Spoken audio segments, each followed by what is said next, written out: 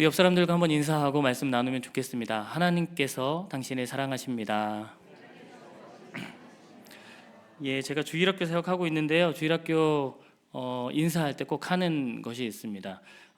먼저 준비 자세가 있는데요. 여러분들이 네, 긴장하지 마십시오. 여러분들이 하실 수 있는 가장 밝은 표정, 다른 사람이 날 보았을 때 가장 기분 좋을 것 같은 표정을 세팅하시면 됩니다. 네, 세팅 되셨나요? 아직 안 되신 것 같은데요. 네, 그 얼굴로 옆 사람들 바라보면서 한번 인사하겠습니다. 나도 당신을 사랑합니다. 네, 앞으로 교회 가운데서 여러분들의 그런 표정 많이 볼 수 있었으면 참 좋겠습니다. 오늘도 머리를 잘랐습니다. 네, 제가 언급하지 않으면 또 추궁하고 하시기 때문에 머리에 집중하지 마시고 오늘도 하나님 말씀에 집중하는 시간이었으면 좋겠습니다. 오늘 우리가 출애굽기에 있는 말씀을 읽었는데요. 오늘 본문은 우리가 잘 알고 있는 말씀입니다. 많이 설교 시간에 많이 들었던 그런 말씀 중 하나죠. 이 말씀을 우리가 읽고 또 들으면서 우리는 그렇게 생각하는 경우가 많이 있습니다. 그래, 힘들더라도 우리가 끝까지 포기하지 않고 기도하면 그러면 하나님께서 이루어 주시지. 그런데 기도하지 않으면 하나님께서 이루어 주시지 않지. 봐라. 모세가 지금 손을 높이 들면 전쟁에서 이기고 모세의 그 손이 내려가기 시작하면 전쟁에서 지지 않느냐 하면서 모세가 손을 든 것이 어떤 기도에 꼭 필요한 모습인 것처럼 생각하기도 하고 기도를 열심히 해야 한다라는 그런 것에 대한 본문으로 생각하기도 합니다. 제가 이 본문을 읽을 때마다 기억나는 한 장면이 있는데요. 그 장면은 제가 초등학교 때 저희 어머니가 저를 데리고 기도원 많이 가셨는데 기도원에서 이 본문 가지고 설교하시면서 기도할 때는 손을 들고 해야 된다라고 하시면서 밤새도록 손을 못 내리게 하셔서 제가 초등학교 때 너무 힘들었던 그 경험이 있습니다. 다음날 팔을 거의 들지 못했던, 그래서 사실 별로 좋아하지 않는 그런 본문인데요. 그런데 우리가 이 본문을 좀 읽다 보면요, 좀 자세하게 본문을 한번 살펴보면요, 실제로는 이 본문에 기도했다라는 표현은 없습니다. 아니면 좀 비슷한 어떤 간구했다라든지 부르짖었다 뭐 이런 표현들도 등장하지 않습니다. 등장하는 표현은요, 모세가 손을 들었다라는 그 표현뿐입니다. 근데 우리가 이 손을 들었다라는 이것을 어쩌면 조금 더 확대 해석해서 기도한 것이겠구나 이렇게 우리가 생각한다는 것입니다. 근데 오늘 우리는요, 이 모세가 그러면 왜 손을 들었을까? 그것에 대해서 한번 생각해 보고자 합니다. 모세가 손을 든 그 행위가 무엇을 나타내고 무엇을 고백하기 위한 것이었을까? 그것에 대해서 함께 생각해 보는 시간이면 참 좋을 것 같습니다. 우리가 먼저 이 본문이요, 어떤 흐름 속에 있는지 좀 더 넓은 범위 안에서 이 본문을 살펴보면 좋을 것 같은데요. 이 본문의 배경을 먼저 생각해 보면 지금 이집트에서 이스라엘 백성이 출애굽을 합니다.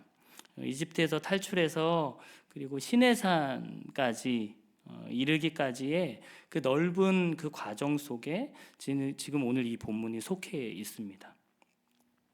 그 넓은 과정들 가운데 하나님께서 이스라엘 백성들을 위해서 일하셨는데 하나님께서 어떤 일들을 하셨을까 하는 건데요. 우리가 이 출애굽기에 그 9절 위에 있는 그 제목들을 좀 훑어가면서 그 하나님의 일하심의 그 모습들을 잠깐 살펴보고자 합니다. 먼저는 성경이 있으시면 같이 찾아보시면 더 좋을 것 같고요. 없으신 분들은 제가 또 말씀을 드리니까요.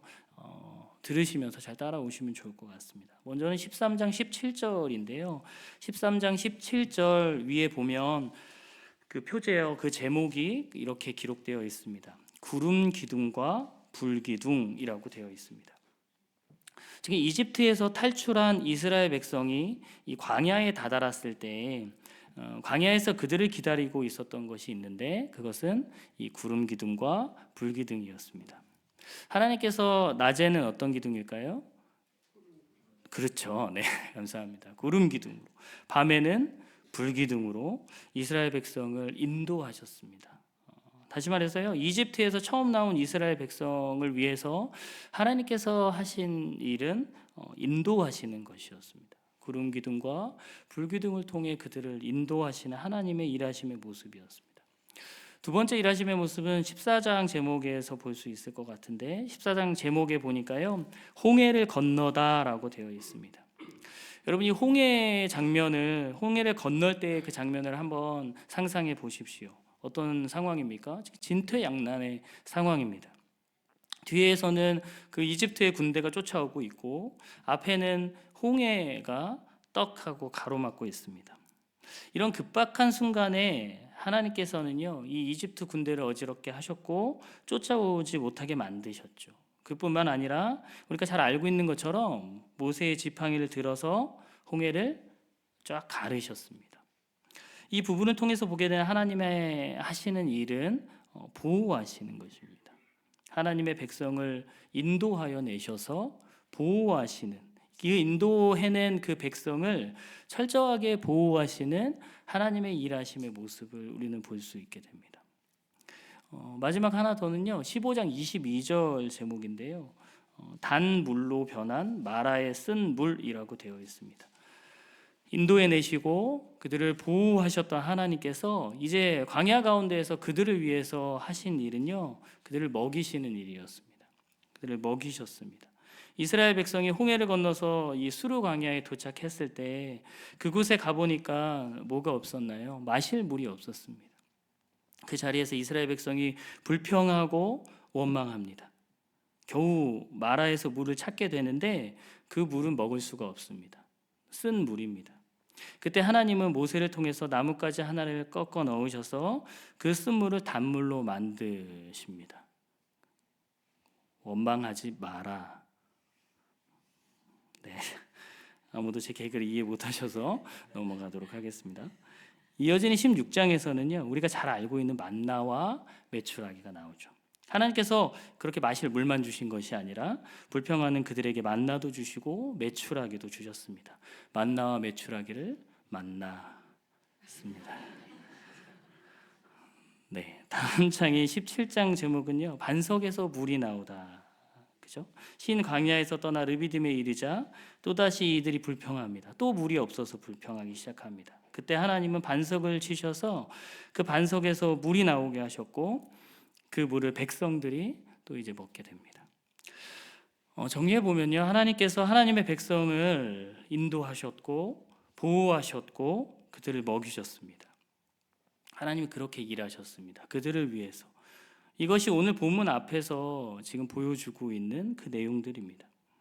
근데 하나님의 그 일하심의 내용들을 우리가 이렇게 보다 보니까 그 읽어가다 보면요, 독특한 표현을 하나 발견하게 되는데요. 그것은 시험하다라는 표현입니다. 분명 하나님의 일하심에 대해서 보여주는 부분인데, 하나님이 하나님의 자녀들을 위해서 일하고 계신다 하는 것을 보여주는 장면들이 나오는데, 그 본문 내용 가운데에 시험하다라는 표현을 사용하고 있다는 것입니다. 여기 출애굽기에서 시험하다라는 이 표현은요, 사실 훈련시키다라는 것과 같은 의미입니다. 다시 말해서요, 어떻게 걸려 넘어뜨리기 위해서 장애물을 이렇게 두는 것이 아니라 한 단계 더 성숙하게 하기 위해서, 더 발전하기 위해서 훈련하는 것을 이 출애굽기에서는 시험하다라는 표현으로 이야기한다는 것입니다. 어디에 나오는지 한번 찾아볼까요? 출애굽기 15장 25절, 26절 말씀인데요. 같이 한번 읽어보겠습니다. 읽겠습니다. 모세가 여호와께 부르짖었더니 여호와께서 그에게 한 나무를 가리키시니 그가 물에 던지니 물이 달게 되었더라. 거기서 여호와께서 그들을 위하여 법도와 율례를 정하시고 그들을 시험하실세 이르시되 너희가 너희 하나님 나 여호와의 말을 들어 순종하고 내가 보기에 의를 행하며 내 계명에 귀를 기울이며 내 모든 규례를 지키면 내가 애굽 사람에게 내린 모든 질병 중 하나도 너희에게 내리지 아니하리니 나는 너희를 치료하는 여호와임이라. 아멘. 이 첫 번째 시험은요, 우리가 앞서 이야기한 이 마라에서 있었습니다. 마라에서 하나님은요, 하나님의 백성을 훈련시키셨습니다. 하나님께서 그냥 물을 주시면 사실 됐는데, 아니면 쓴 물을 그냥 바로 바꾸셔서 그렇게 주시면 됐는데 그렇게 하지 않으셨고요. 그들을 시험하려고 이렇게 하셨다라고 이 부분에서는 이야기해 주고 있습니다. 두 번째 등장하는 곳은요, 출애굽기 16장 4절인데요. 이 부분도 같이 한번 읽겠습니다. 그때 여호와께서 모세에게 이르시되 보라 내가 너희를 위하여 하늘에서 양식을 비같이 내리리니 백성이 나가서 일용할 것을 날마다 거둘 것이라. 이같이 하여 그들이 내 율법을 준행하나 아니하나 내가 시험하리라. 지금 신 광야에서 만나와 메추라기를 통해서 그들이 시험하셨습니다. 하나님께서 만나와 메추라기를 그냥 주시는 것이 아니고 지금 시험하면서 이것을 주셨다고 이야기합니다. 내 율례와 내 법도를 너희가 지키는지 내가 한번 보겠다. 내가 시험하겠다라고 이 마라에서와 동일한 말씀을 하고 계시는 하나님의 모습입니다. 시험하셨다는 표현이 나오는 이 두 장면에 공통적으로 요구되는 것이 있음을 우리가 알아야 합니다. 아까 시험하다라는 것은 훈련하다라는 것과 같다라고 이야기했는데요. 그러면 무엇을 훈련하기 위함이냐는 것입니다. 무엇일까요? 그것은 바로 하나님을 인정하는 것입니다. 하나님이 내 인생 가운데에 그냥 저기 옆에서 어디 저기 멀리 떨어져 있으면서 내 필요만 채워주는 그런 존재가 아니라, 내가 원할 때 문지르면 무언가를 내어주는, 내가 원하는 것을 내어주는 요술램프 같은 그런 존재가 아니라, 나의 삶에 정말 나의 삶의 주인이 되시고 나의 참 신이 되시고 나의 삶을 이끌어가는 하나님 되심을 너희가 인정하라는 것입니다. 그리고 그것을 테스트하는 것이, 그것을 훈련하고 그것을 시험하는 것이 이 시험의 목적이었다는 것입니다. 하나님께서요, 마라의 쓴 물에서도 그리고 만나와 메추라기 때에도 동일하게 하나님을 인정하는지 하나님을 인정하지 않는지를 시험하셨던 것입니다. 그런데 그들은 그 시험에 통과하지 못했습니다. 출애굽기 17장 7절에 보면 그들이 왜 통과하지 못했는지를 이렇게 기록합니다. 그가 그곳 이름을 마사 또는 무리바라 불렀으니 이는 이스라엘 자손이 다투었음이요 또는 그들이 여호와를 시험하여 이르기를 여호와께서 우리 중에 계신가 안 계신가 하였음이더라 라고 기록하고 있습니다. 하나님은 분명 그들과 함께 하셨습니다. 그들을 인도해 내셨고요, 그들을 보호해 주셨고요, 그들을 먹이셨습니다. 그리고 그 믿음의 단계를 더 성숙시키시기 위해서 그들의 삶 가운데에 훈련이라는 것을 시키셨습니다. 그런데 이 백성들이 무리바에서는 오히려 그 하나님을 인정하는 그것이 아니라 하나님을 시험하기 시작했다는 것입니다. 분명히 인도하셨고 보호하셨고 그들을 먹이셨던 하나님이심에도 불구하고 하나님께서 지금 우리와 함께 계신가, 함께 계시지 않는가 라는 것을 시험하는 것입니다. 다른 말로 하면요, 하나님을 인정하지 않는다는 것입니다. 인정할 수 없다는 것입니다. 나와 함께 계시는 하나님, 나의 인생을 주관하시고 나의 길들을 보호하시고 인도하시고 그렇게 먹이시는 하나님이시라는 것을 그들이 인정할 수 없다라는 것입니다. 여러분, 이런 모습이 이 본문, 오늘 본문이 나오기 전까지의 그 상황입니다. 이런 상황 속에서 이제 오늘 본문의 장면이 등장하고 있습니다. 오늘 본문의 장면은 이집트를 처음 나왔던 그 사건과 굉장히 유사한 모습을 보여주고 있습니다. 아말렉이라는 그 장애물이 있는 그 상황이 앞서 말씀드린 홍해라는 장애물을 앞에 두고 있는 상황과 아주 흡사합니다. 이집트 군대가 쫓아오고 홍해가 앞을 가로막고 있죠. 마찬가지로 이 광야에서 그들의 길을 막고 있는 아말렉과의 전쟁이 지금 있는 그런 상황 가운데 있습니다. 이런 상황 속에서 이 장애물을 어떻게 뛰어넘어야 하는가라는 그 모습이 오늘 모세를 통하여서 우리에게 소개되고 있는데요. 우리가 이 두 장면의 모세의 모습을 딱 보았을 때 조금 단순하게 보면 두 장면에 나오는 이 두 모세의 모습이 같아 보입니다. 같은 반응하고 있는 그 모습인 것처럼, 모세의 모습인 것처럼 보여집니다. 그런데 잘 살펴보면 이 홍해 앞에서의 모세의 모습과 지금 아말렉 전투 앞에서 있는 이 모세의 모습이 다르다는 것을 우리가 알게 됩니다. 한번 볼 텐데요. 먼저는 홍해 앞에서 모세의 모습입니다. 우리가 아는 것처럼 분명히 모세는요, 홍해 앞에서요 외쳤습니다. 담대하게 외쳤죠. 출애굽기 14장 13절부터 14절인데요. 모세가 백성에게 이르되 너희는 두려워하지 말고 가만히 서서 여호와께서 오늘 너희를 위하여 행하시는 구원을 보라. 너희가 오늘 본 애굽 사람을 영원히 다시 보지 아니하리라. 여호와께서 너희를 위하여 싸우시리니 너희는 가만히 있을지니라. 하나님께서 너희를 위해 싸울 것이니 너희는 가만히 있어라. 하나님께서 하실 것이다. 모세가 굉장히 담대하게 외친 것 같은데요. 그런데 이 담대한 외침 속에 그 모세의 그 마음 속에 두려움이 있었던 것 같습니다. 그러니까 그 다음 절인 15절에서 하나님이 그 모세의 마음을 아시고 이렇게 말씀하시는 거죠. 여호와께서 모세에게 이르시되 너는 어찌하여 내게 부르짖느냐. 이스라엘 자손에게 명령하여 앞으로 나아가게 하고. 분명히 모세는요 백성들을 향해서 야 이제 하나님께서 일하실 거니까 이제 우리 담대히 나가자. 너희들 담대히 나가라. 가만히 있어. 하나님께서 우리를 구원하실 거다. 하나님께서 일하실 거다. 이렇게 외쳤습니다. 그런데 하나님께서요 그 모세에게 그래 너 잘했어. 그래 이제부터는 내가 할게. 그렇게 말씀하시는 것이 아니라 그 다음 구절에서 너 지금 왜 내게 부르짖느냐라고 이야기하고 계시다는 것입니다. 뭔가 앞뒤가 좀 맞지 않는 것처럼 보여지지 않습니까? 하나님께서 하고자 하시는 말씀은 무엇일까요? 하나님께서 하시는 말씀은 이 말씀 안에서 하나님께서 말하고자 하시는 것은요, 너 왜 주저하느냐? 너가 그렇게 외치고 있지만 너 왜 두려워하고 있느냐? 두려워하지 말고 지금 이스라엘 백성에게 명령해서 앞으로 나아가게 해라 말하고 있는 것입니다. 그리고 지팡이 든 손을 뻗어서 이제 홍해를 갈라지게 해라 말씀하시는 하나님의 모습입니다. 그리고 그 이유는 우리가 잘 알고 있는 것처럼 그 홍해가 갈라지게 되고 마른 땅을 건너가게 되었습니다.